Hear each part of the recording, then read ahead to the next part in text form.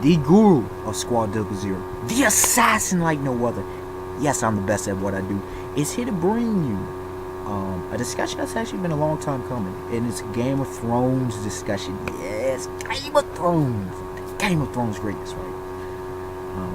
Can't wait for season 5. I ain't gonna front. Cannot wait for season 5. Yo, Arya Stark, Tyrion Lannister, Jaime Lannister, who else? Daenerys Stormborn, Khaleesi, so much great. Jon Snow, Bronn Snow, so much greatness to come, right? But there we go. Anyways, let's continue. This is different. Obviously you see the title. It's a different discussion, right? Seemingly obvious discussion, right? But it's not exactly. I hold a different view than most may have. Okay? And I'll talk with discuss this, or at least, explain my view to many people, and it actually got them to possibly either change their minds or reconsider a few things. And the question is, who's more honorable? Who is more honorable? Ned Stark or Jaime Lannister? Or should I say Jaime Lannister or Ned Stark? Now, Ned Stark throughout the series, from the beginning till now, is known as the honorable one, right? And Jaime Lannister, the dishonorable one, the Kingslayer. But when we started getting into a story, and what made me first pause and really question, well, first of all, the memes about Ned Stark, Eddard Ned Stark, and his stupidity at times, like his naivete, I should say, especially with Miss Lannister, the former Queen Baratheon. Okay. I forget, Cersei, I should say, right? Why'd you tell it? Let me not go off on Ned, but anyways, his honor. He was such an honorable man. Jaime Lannister in season 2, I believe, brought that into question while he was still held captive in Robb Stark's camp, right? I mean, he told that one dude that I think he killed, if I'm not mistaken. He's the dude that was watching him. I believe he talked what's her name, Breen Top, about this whole nobility thing, explaining himself and what really happened. So it brings into question, really, who is more honorable?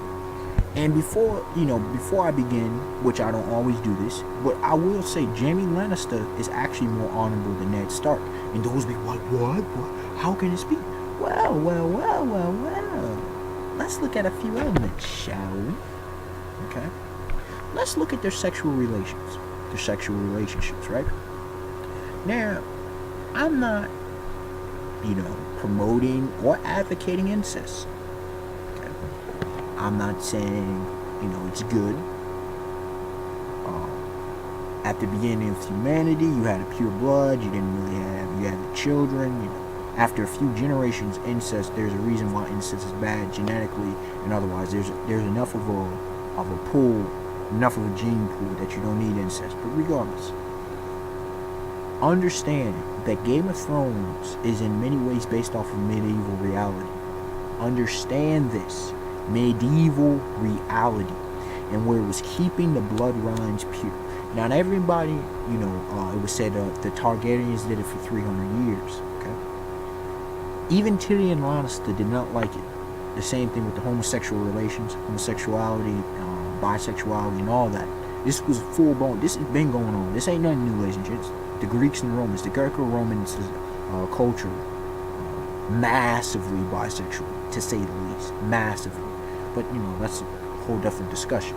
Regardless, incest was common. I know this is fiction, but this is a reality. Right? Incest was common, especially when it came to royalty. Understand, what did Jaime say? He's only been with one woman. It's his sister. Take the incest outside, okay? Knock one, his incestual relationship. The very fact he's only been with one woman. Tyrion has slept around. You understand what I'm saying?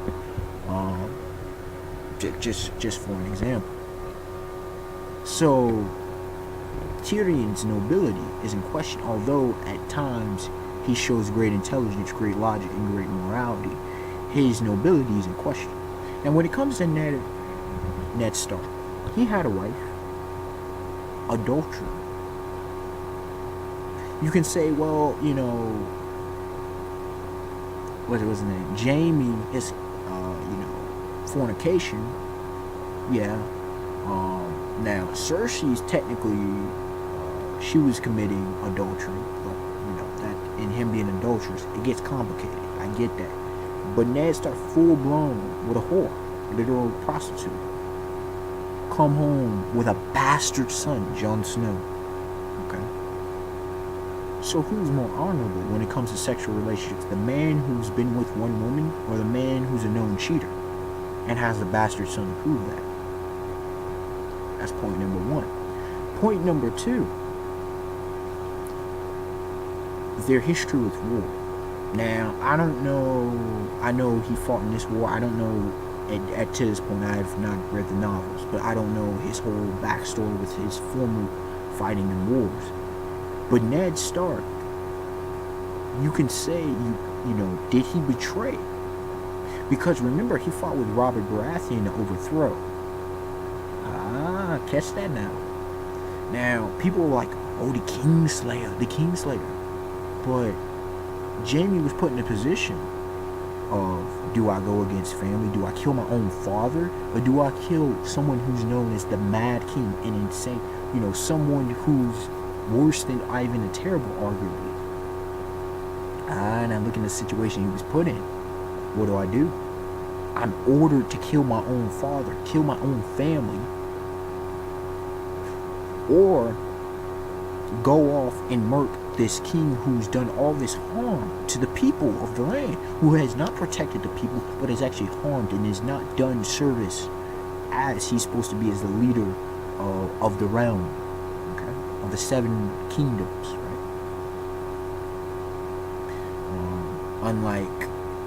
Unlike in certain ways, Uchiha Itachi for you Naruto fans, you'll understand the reference there.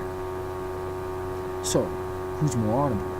One who sought to overthrow a king, or one who killed a king who wanted him to kill his own family? Let me repeat that.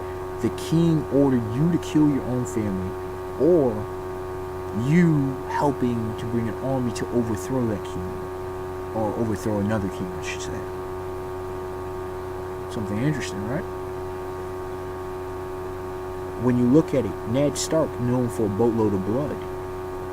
Jaime Lannister is not known for a boatload of blood, although he is a phenomenal warrior. He is a great warrior in of himself, very skilled. Something to consider, right? Ned Stark, one who, talking about oaths and vows, right? His oath should have been to Winterhaven, but he joined because of friendship. He goes to King's Landing, ends up being the scene of his death, ends up creating a whole mess of the 7 kingdoms. When, if he would have stayed in Winterfell, I understand he's the king, but at the same time, you are lord of your domain. Jaime Lannister continually protects, he's fought for the kings, his kings.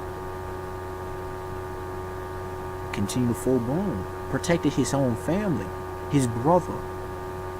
Okay. Take these things in consideration. Ned Stark, who, while, 2 things. Interesting, right? Jon Snow, while he's your bastard son, you never fully accepted him into the family. Never did, right? Jaime Lannister. Oh, and let me give another one. You accepted the son. Now this is kind of cool. Of your sworn enemy, and held him captive. Although you raised him like a son, Theon Greyjoy, you held him in the north. Interesting. And they could say, well, to watch over Theon Greyjoy, you never fully made Theon Greyjoy, one of your own sons. So although you watched over him, you were their ward, were you their father? Something to consider, right? When it comes with Jaime Lannister, the secret, he's watched over his son Joffrey. Even when Joffrey was a maniac and out of control, out of power, he still watched over his son. He watched over his son, his other son. He's watched over, I believe, his daughter as well. You feel what I'm saying? The secret. Jaime Lannister. Jaime Lannister, who, you know, he did what he had to do to survive in the cages. He talked his way, you know. He honored his vows. He helped protect. What's her name? Oh no, Redhead. Oh no. I mean, dang it. The whole thing with Breen. You know. Oh, what's her name? He honored his vows to Catelyn Stark. What's it? Dang it, I can't forget Redhead Stark's name. But anyways, the older daughter, right? And, you know. And am I saying Ned Stark has no honor? No, I didn't say that. But the question here is, who is more honorable? Based upon what I presented, based upon Jaime Lannister, you could okay, the knock against him. He attempted, because of his incestuous relationship with Cersei, attempted to kill Bronn Stark. And yes, that's a definite knock. My point is, you know, while he definitely has his flaws, the incestuous relationship, the attempted murder of Bronn Stark, few other incidents. When you look at him in comparison to Ned Stark in the overall picture, how can you view Ned Stark as more honorable? Man, you could say they honor. What is honorable about telling a sworn enemy about what's going down? That's stupid. That's not honorable, that's stupid. Let's be realistic. That's stupid. But, you know, these are my thoughts. What are yours? Unexpected wonder. Like, comment, subscribe. I can do more Game of Thrones discussions. You know, tell me some subjects you might want to hear. Yeah, man. Love me some Game of Thrones. And, alright, y'all. Until next time. Have a beautiful day, beautiful night. Peace. And, can't wait for that season 5. I really can't. And I hope the author, I hope he continues to write the books till the story's finished. Alright, y'all. Peace.